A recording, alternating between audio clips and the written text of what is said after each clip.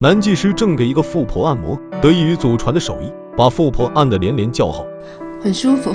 知晓富婆是店里的 VIP 后，男人生怕弄疼她，处处都是细腻揉捏，这也使得富婆意犹未尽。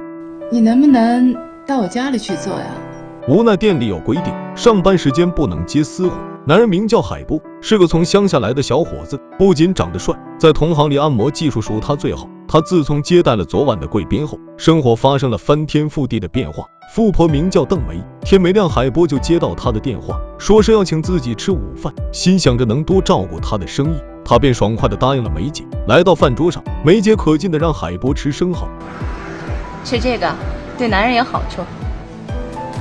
说罢，他又用脚不停地挑逗海波，搞得海波虎躯一阵连连后退。他才刚入世不久，多少会有些腼腆娇羞，面对大他10岁的熟女，他根本无法招架。吃够了生蚝以后，梅姐又带他见了自己的姐妹。很快几人酒醉饭饱，这晚海波与梅姐发生了关系。看着熟睡的梅姐，海波有些恍然，虽不知眼下女人的来意，但跟客户做这样的事肯定还是不妥。为了平静内心，海波打算回老家待几天。在车上偶遇了老乡小玉，两人年纪相仿，一路上聊得也很合拍。小玉也是大户人家，自己一个人在城里打拼，目的是为了躲避家里安排的婚事。海波表示非常理解，两人很快就成了朋友。而在海波走的这几天，梅姐朝思暮想，每天都会去足浴中心等他，实在忍无可忍，就给海波打了电话。他催促能快点见到他。刚好这时海波与小玉回到城里，海波也非常绅士，他先把小玉送回了宿舍，然后才去会见梅姐。这样的举动让小玉心生了爱意。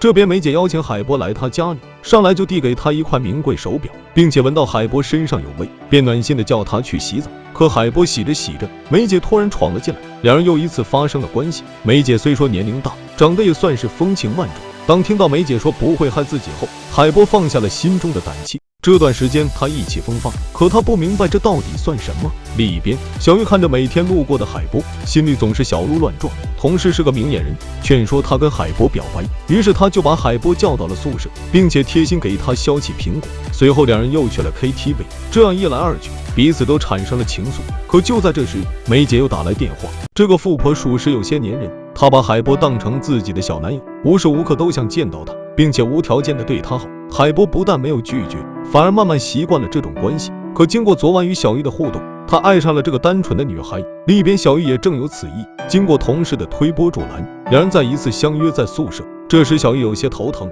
于是海波就给她按摩起来。这一下下肌肤间的触碰，进而让两人确定了关系。日后他们更是无话不说，尝尽了小情侣的甜蜜。恰好两人又到了适婚年龄，小玉决定带海波见自己的父母。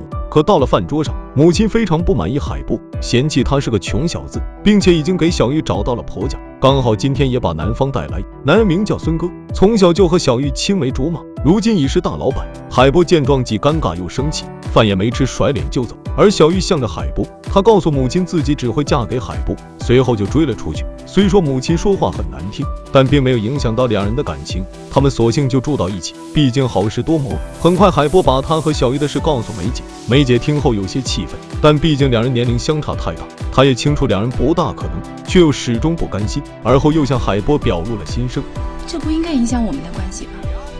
这是你的婚姻大事，我不会干涉的。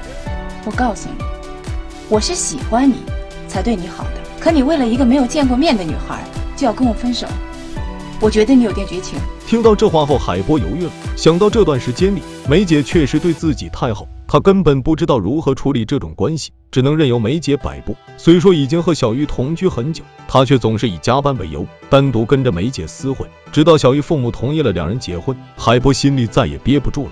他再次找到梅姐，说他已经打算结婚，希望梅姐能够放过他。可梅姐始终不甘心他的付出。你觉得我会同意吗？你把事儿想得太简单了。我是说过我不干涉你结婚，可我说过你想离开我就离开我吗？你把我当什么了？你可以跟他结婚，但你不能跟我分手。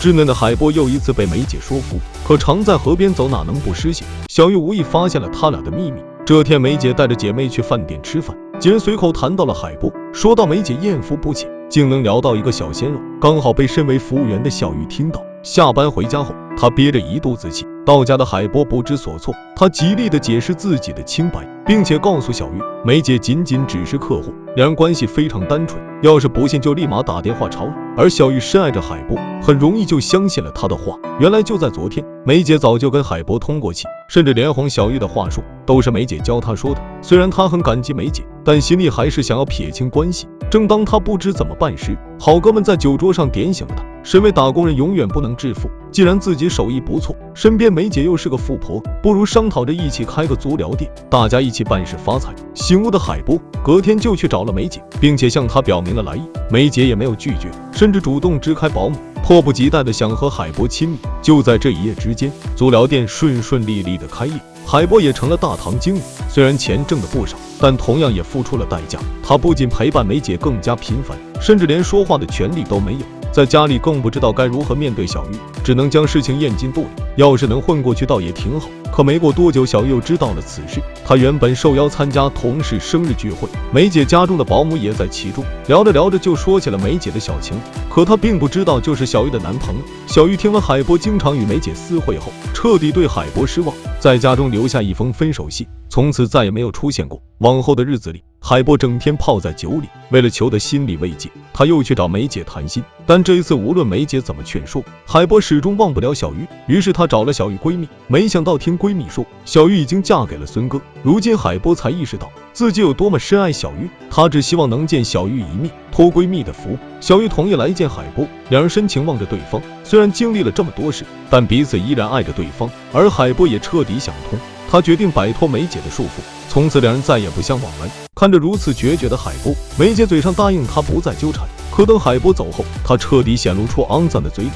随后就打电话告知孙哥，说海波勾引小玉，使得他半路被孙哥狠狠地揍了一顿，并且大骂他是吃软饭的废物。海波心里咽不下这口气，怒冲冲地来到梅姐家里。梅姐的目的就是要毁了海波，而海波看到这丑恶的嘴脸，上来就是一巴掌。随后两人打起架来，突然屋里走出一个健身教练，一拳将海波打倒在地。最终海波失去理智，拿着哑铃狠狠砸在男人头上。就这样悲剧发生了。